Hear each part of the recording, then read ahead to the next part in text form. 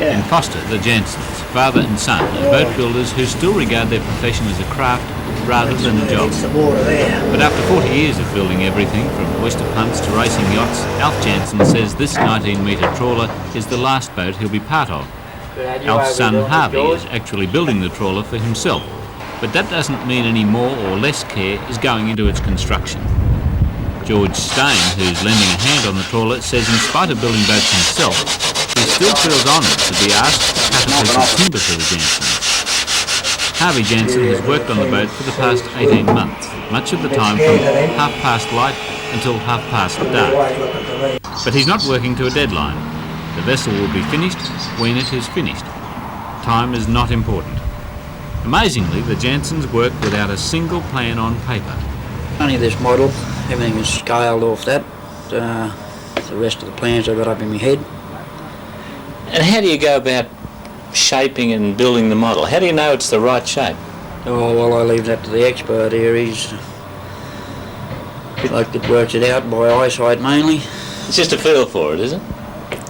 Oh, yeah. Oh, yeah. You know, make one and the next one is a bit of a variation from it. And keep your old models always and gradually build up to what you want. And you just look at the water lines and you know that that's right? Yeah. Mainly a guess with me because I've had no schooling or anything. And it's all done just with your eye? You can just look at it and know those lines are right? And the feel. You can feel a bump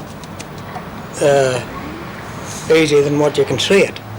But by running your hand along like that, you can tell whether it's fairly right. You might do a bit today and then come back tomorrow and you'll find a bit to take off somewhere else. Yeah, I just get it by looking at it. There, Dad had it a bit full in the bow at first, so just get it up and have a good look.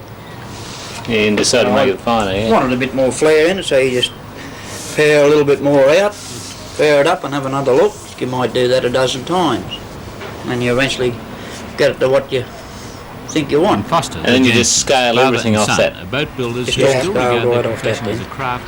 You haven't taken any shortcuts with the design of the vessel. You follow that traditional method, especially with the stern. Oh yeah, there's no shortcuts at all. He'll be part of. No, that's the hardest part, that stern. Up here there's nothing anyone can build this far here. More or less care is going Getting into your its construction. timber bent around there is the hardest George part of Stain, the boat. who's lending a hand on the trawler, It must says be in spite of painstaking building work boats at times. himself, he still feels honoured to be Oh, asked yes. to cut a piece of timber. Well, these days nobody'd go to the trouble to build a Harvey stern like Jansen that. has worked on the boat for the past 18 months. You're building it Much for the love time of it, from really? Yeah. half past light Well, until it cost half another past dark. $30,000. Well, mainly to show But that he's you, not working to a that you deadline. can do it. The vessel will be That's finished all they do it when for. it is finished. For the Jansons, timber is the only boat building material. The trawler has a white beach deck, spotted gum hull, pine cabin lining. Many of the trees used being personally selected in the forest by Harvey. Does a wooden boat have a different feel, do you think, to steel Oh, and yeah. fiberglass? You can sit on a boat like we're sitting here now and you can feel the boat. Sit on a steel boat, well, it's bare and it's cold, it's got no feeling about it.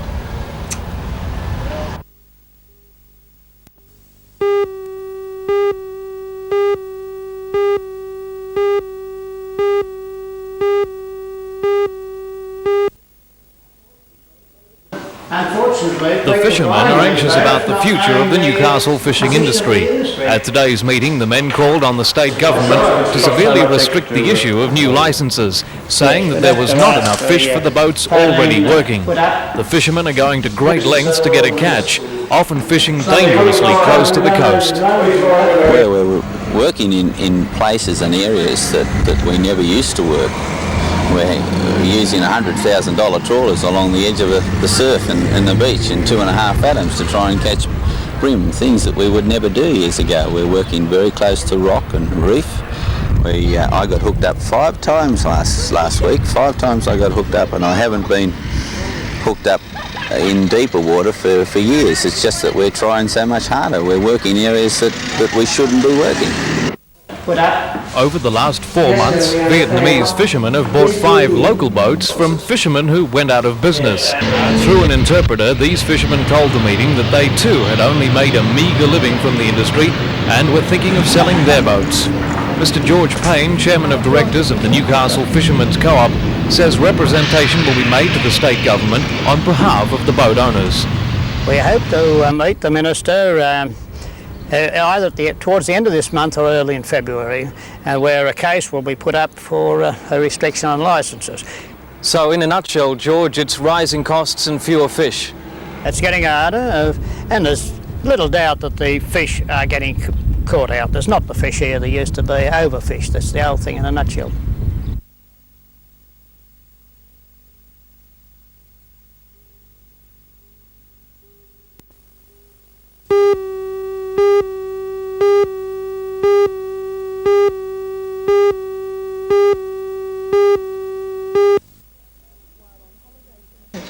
While on holidays in Australia, Connell heard about the NBN Telethon and decided to help.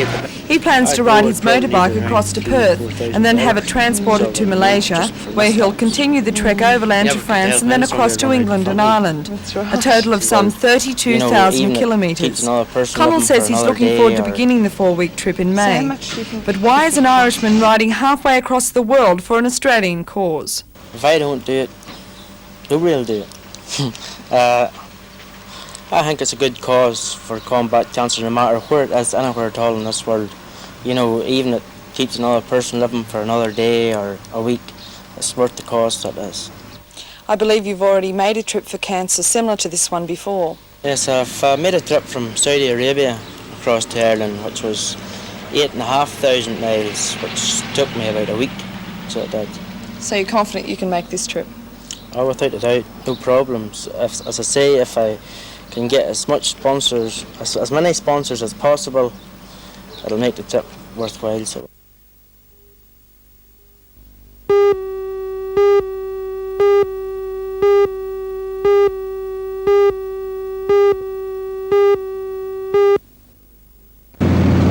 Over recent months, the yacht's been taking shape on vacant land in Strait, so it's become quite a Carrington landmark, and there was quite a procession to the launching site at Western Basin today. The 19-metre Bills Keeler has been constructed by its owner, Paul Charlesworth, who formerly worked in real estate and taught himself all the necessary skills to build such a vessel. Along the way, he picked up his watermaker's ticket already. Weighing in at 19 tons, the yacht needed the help of 2 heavy cranes to make it to the water. After a 2-hour operation, the yacht, named Tranquility 2, was finally afloat, much to the delight and relief of its owner. Paul has exotic plans for the yacht. He plans to sail it to Manila or Hong Kong for final fitting out, and when that's done, he'll use it for diving expeditions to out-of-the-way reefs and ancient wrecks.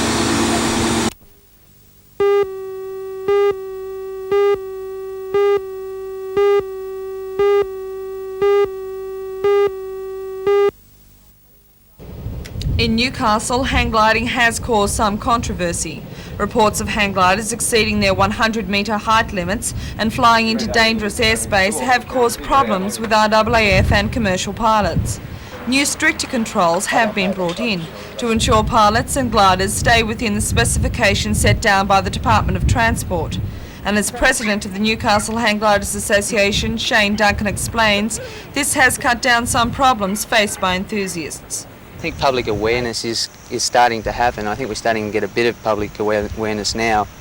The safety problem before, people used to make gliders at home in the backyard, and there was no safety control, no structural strengths control, there was nothing like that. So people went out, tested their glider off something like this hill here, and they killed themselves because they didn't have any previous instruction and the glider didn't fly. So there's 2 wrongs there.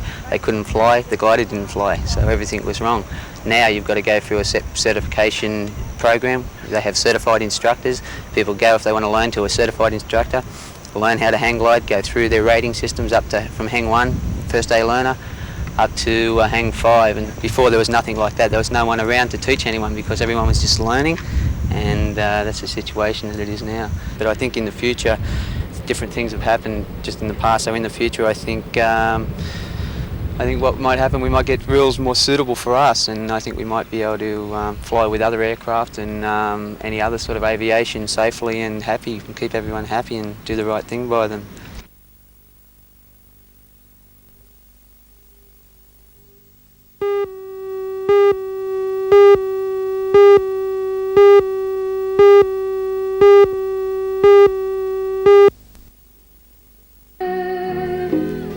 Today's concert in King Edward Park featured the talents of many local artists.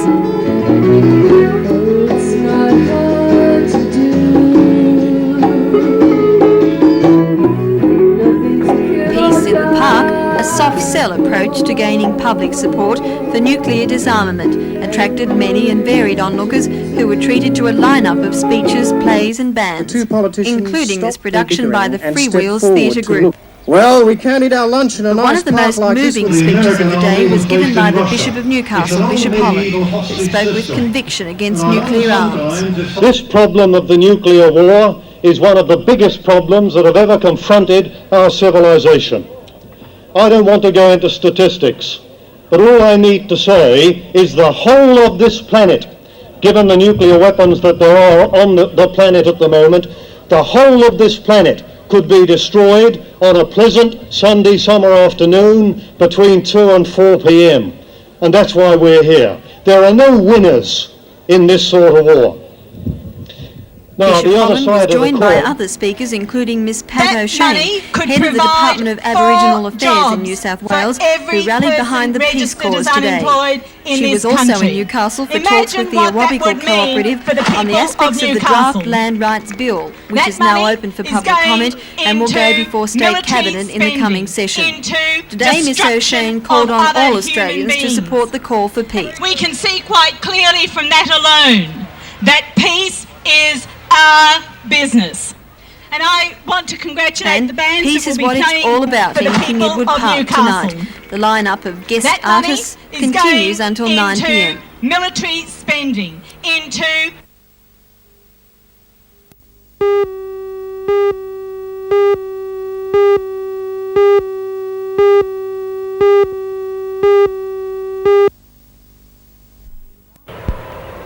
Narara 83 is located next to Old Sydney Town. In size and organisation, it resembles Tanalon, a $1 million production on a tucked-away property transformed overnight. Provision has been made for an influx of 30,000 people or more. There'll be camping and caravan sites, shower and toilet facilities, food stalls and other amenities. And this is where Narara 83 will take place, on the main stage overlooking Old Sydney Town. A 20,000 watt sound system will carry the music of 30 Australian bands who will be playing here over the long weekend. Narara 83 is a celebration of Australian music. It's basically, we're celebrating the steps forward we've made overseas in the last 3 or 4 years with Australian music, and we thought let's do a 3-day festival and celebrate the fact that our music is becoming one of the most strongest commercially in the world. One of the Some very of the few top opportunities names for appearing Australian here bands this weekend include Australian Crawl, Moving Pictures, Men at Work and The Angels. At the end of the festival, everything comes down. Organisers say this is another one-off music experience, but with any luck and a lot of public support, Narara 83 may be back in 84.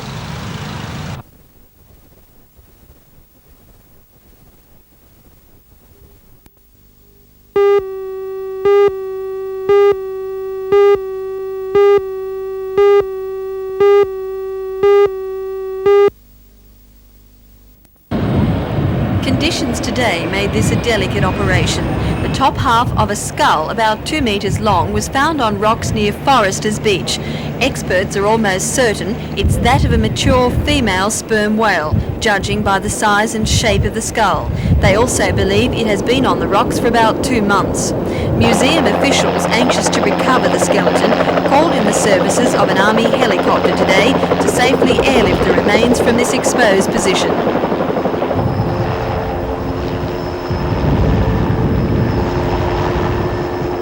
According to Mr. Bill Dorbin, research associate with the Australian Museum in Sydney, the skull is a real find. Well, it's of great interest because the sperm whale is the largest of all the toothed whales, and it's an oceanic animal, so that it rarely comes into shallow water, let alone strand, and we have no material that anyone knows of that's been collected from this coast this century.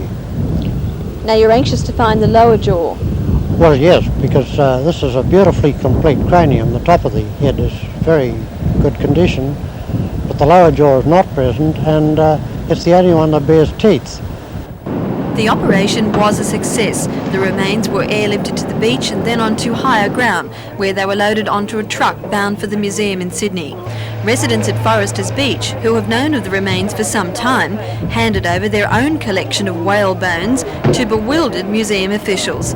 There is concern that other possible discoveries along our coastline remain unknown because people may be unaware of their significance.